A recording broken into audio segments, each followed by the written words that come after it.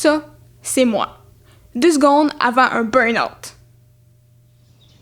D'abord, là, faut que je vous explique pourquoi et comment je me suis rendue là. Donc ça commence de même, là. Encore là, à me réveiller à 12h30 avec rien à faire de ma vie. Bon, là, c'est sûr, j'ai ma petite routine, très répétitive, toujours pareil, tout dans la même affaire. En fait, je réalise que ma vie, c'est vraiment de la merde. Pas d'amis. Oh, ben j'ai un chat, là. Ah oui. Pas de job. Ben, techniquement, oui, là, j'en ai une. C'est juste que je suis en attente de me trouver un contrat de montage. Parce que, ben oui, j'ai la fabuleuse vie d'une monteuse. Ah, puis j'ai pas de cash non plus. C'est là que je me suis dit, il faut vraiment que je me trouve un contrat.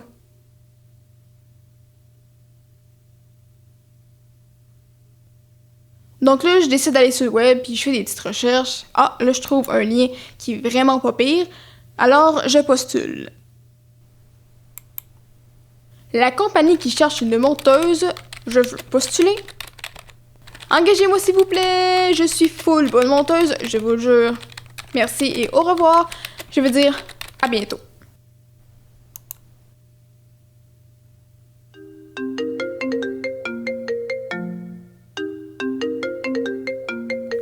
Un peu plus tard, j'ai reçu un appel vraiment random. Genre, c'est une fille qui me parle, je comprends pas trop ce qu'elle me dit, c'est vraiment bizarre.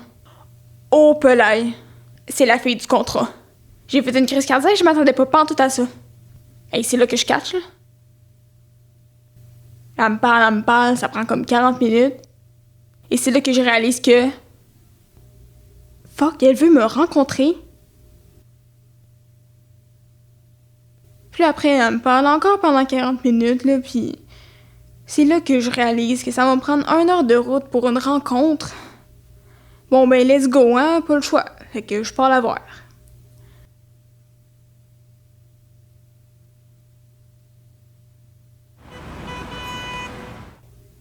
Parle, jase.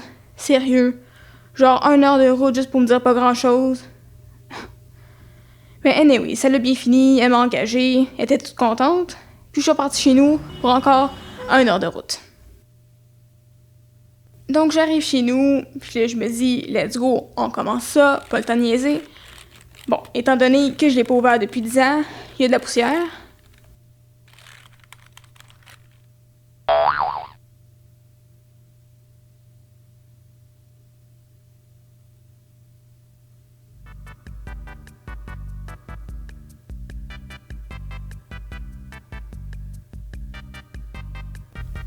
Bon, j'imagine qu'il va prendre le double de temps à ouvrir aussi, hein. Puis que là, j'attends. Ah! Non, il avance pas. Oh, il est à 98%. Ah là là, il reste bloqué là. Mais oui.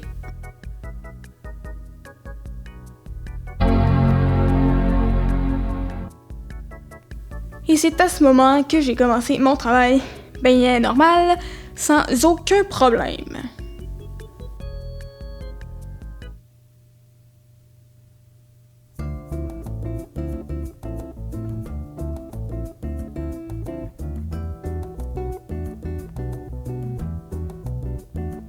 Tout allait bien jusqu'à ce que...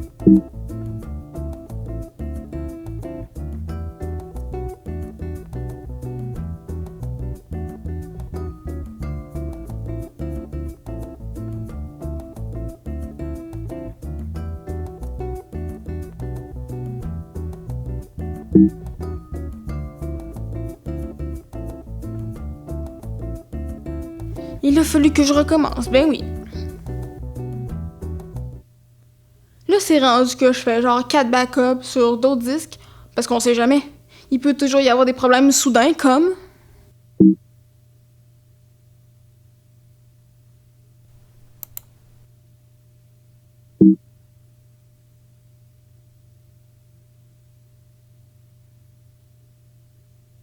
Dans ce temps-là, avant de commencer à rager, il faut trouver des solutions pour se calmer.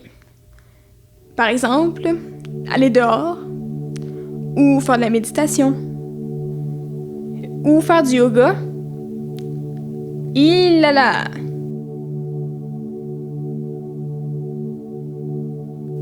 Ouch! Ok, peut-être pas. Sinon, écouter de la ASMR, c'est toujours relaxant.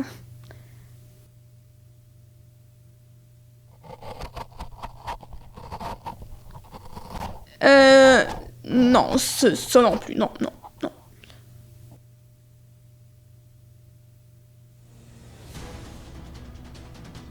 Oh oui, puis on peut-tu parler des maudits logiciels qui se tiennent pas de bout juste pour te faire chier? De même, sans aucune maudite raison.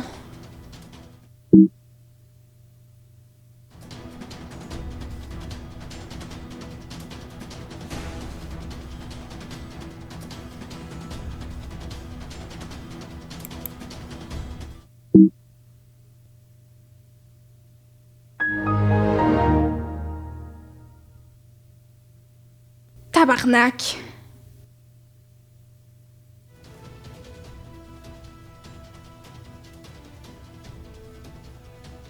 Si t'essayes juste d'avancer pour mettre à temps tes affaires, pis ça te met des bois dans les roues, Chris.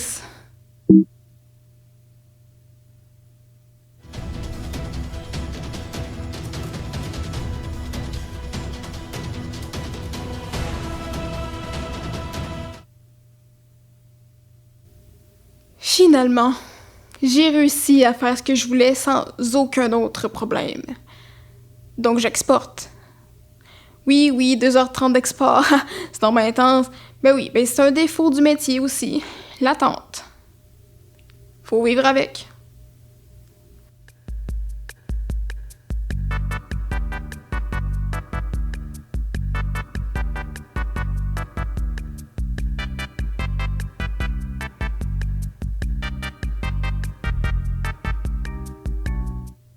Et c'est là que ça brise mon fun.